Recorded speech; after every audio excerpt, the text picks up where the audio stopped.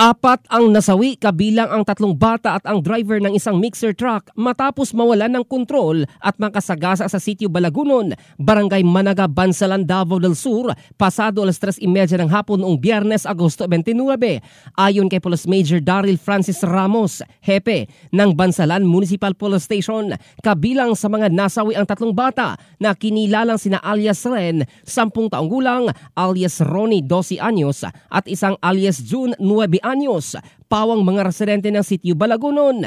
Ang minamanihong mixer truck ay pag-aari ng isang construction company at pinapatakbo ng driver na si alias Ron, 39 anyos, residente ng Gihing, Hagonoy, Davao del Sur, at kasama ang pahinanting si alias Lino, 45 anyos, residente ng Davao City.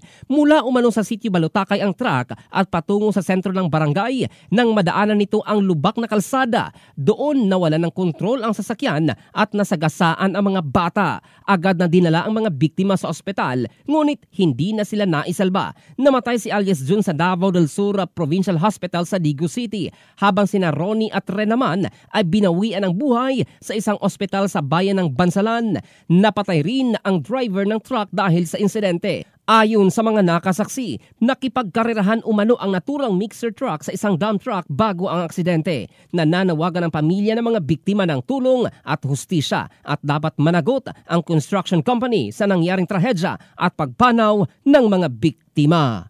In the heart of changing lives, ito si Jofel Candado ng Brigada News Philippines, the Music and News Authority.